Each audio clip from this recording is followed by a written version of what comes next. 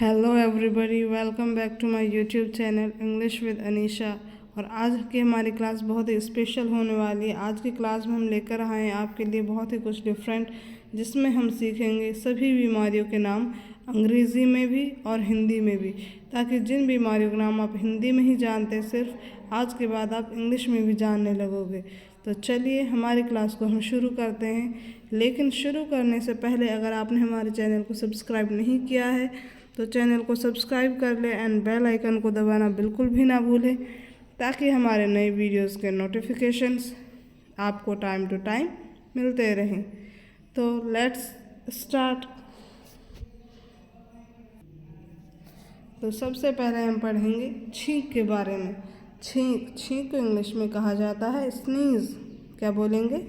Sneeze. Next देखते हैं नींद ना आना। नींद ना आना भी एक बीमारी होती है और इसे इंग्लिश में कहा जाता है इंसोम्निया। इंसोम्निया। खून बहना। खून बहना को कहते हैं ब्लीडिंग। ब्लीडिंग। ज़ुकाम। ज़ुकाम को कहा जाता है कोल्ड। कोल्ड। खांसी। खांसी को इंग्लिश में बोलते हैं कफ। कफ। उल्टी। उल्टी करने को कहा जाता है वॉमिट। वॉमिट। बुखार। बुखार को कहते हैं फीवर। क्या कहा जाता है बुखार को? फीवर। सूजन। सूजन को कहा जाता है इंग्लिश में स्वेलिंग। स्वेलिंग। चक्कर।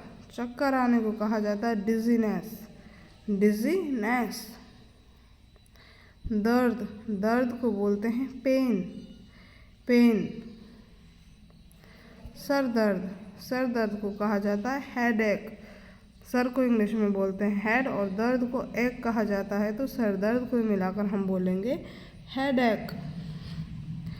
दांत दर्द। दांत दर्द को कहेंगे टूथ एक। टूथ एक। पेट दर्द। पेट दर्द को कहेंगे स्टमक एक। स्टमक एक। दस्त। दस्त को कहा जाता है डायरिया। दस्त को क्या कहा जाता है फ्रेंड्स? डायरिया। मवाद। मवाद पढ़ने को कहा जाता है पस। पस। लकवा। लकवा को कहा जाता है पैरालिसिस। लकवे में क्या होता है कि इंसान के शरीर का कोई भी भाग बिल्कुल ऐसे काम छोड़ जाता है, तो उसे इंग्लिश में कहा जाता है पैरालिसिस। पैरालिसिस। पीलिया। पीलिया को कहा जाता है जॉन्डिस। जॉन्डिस।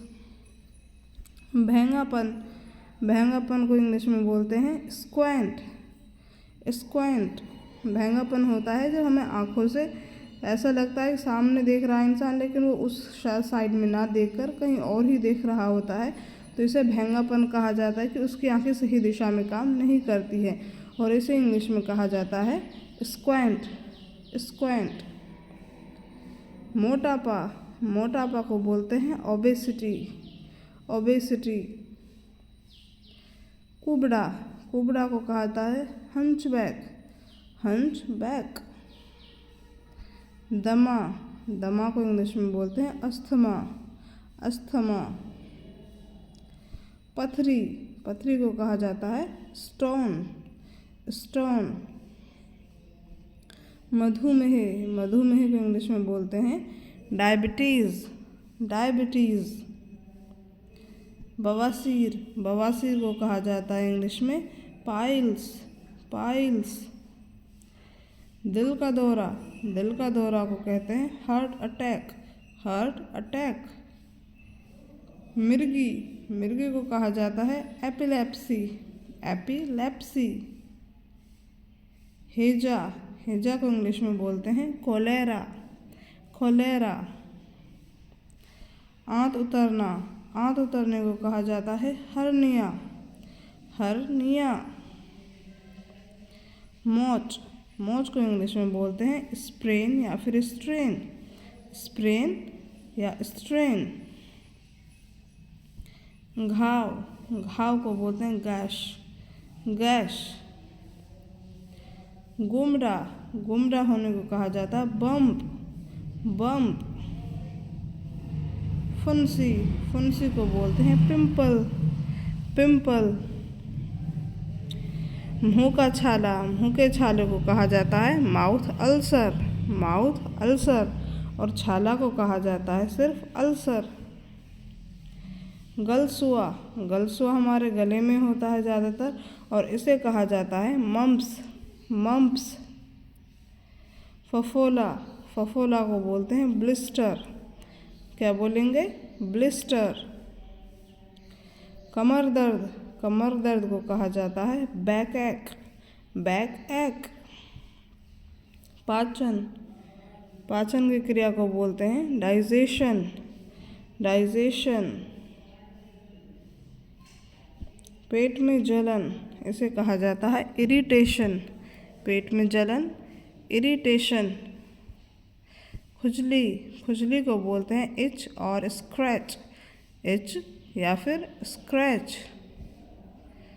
पेट का छाला, पेट के छाले को बोलेंगे स्टमक अल्सर, स्टमक अल्सर। घमौरिया, घमौरिया को कहा जाता है प्रीकी हीट, प्रीकी हीट। आँखों पर जोर, इसे कहा जाता है आई स्ट्रेन, आई स्ट्रेन। खून की कमी, खून की कमी को इंग्लिश में बोलते हैं एनीमिया, एनीमिया। गर्भपात, इसे कहा जाता है अबॉर्शन, अबॉर्शन। अम्लपित्त, अम्लपित्त को कहते हैं एसिडिटी, एसिडिटी।